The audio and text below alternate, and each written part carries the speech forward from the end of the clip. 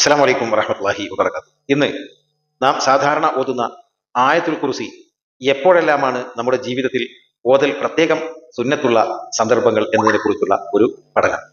ഒന്ന്, വുളൂഇന്റെ ശേഷം. രണ്ട്, ബാങ്ക് ഇഖാമത്തിന് ഇടയിൽ. മൂന്ന്, എല്ലാ ഫർദ് നിസ്കാരങ്ങൾക്കും ശേഷം. നാല്, സ്ത്രീകൾക്ക് പ്രസവ വേദന അനുഭവപ്പെടുന്ന സമയത്ത്. അഞ്ച്, രോഗിയുടെ അടുത്ത് വെച്ച്. ആറ്, രാത്രി ഉറങ്ങാൻ കിടക്കുന്ന സമയം. ഏഴ്, എല്ലാ സമയങ്ങളിലും.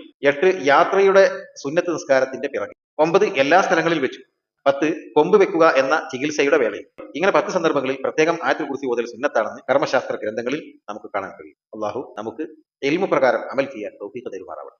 ഒരു കാര്യം ഞാൻ സൂചിപ്പിക്കാറുണ്ട്. അമ്പമൂന്ന് അജ്മീർ ഫഖീർ മീറാൻ വലിയുല്ലാഹി അവരുടെ പ്രകാശവലയത്തിൽ സ്ഥാപിതമായ ഗരീബ് നവാസ് ഇസ്ലാമിക് ശരിയാത്ത് കോളേജ് അമ്പമൂന്ന് അതിന്റെ പ്രവർത്തനം ആരംഭിച്ചു കഴിഞ്ഞു.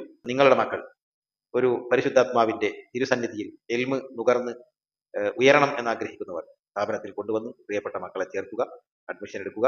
അള്ളാഹു നമ്മുടെ മക്കളെ ഉന്നതങ്ങളിലേക്ക് എത്തിക്കട്ടെ. മഹാന്മാരുടെ കഥമിലൂടെ അവരുടെ പൊരുത്തത്തിലായി അള്ളാഹു ഇഹപര വിജയികളിൽ ഉൾപ്പെടുത്തട്ടെ. അവർ കാരണമായി നമ്മയും നാളെ ആഖിറത്തിൽ അള്ളാഹു രക്ഷപ്പെടുത്തുമാറാവട്ടെ. ആമീൻ.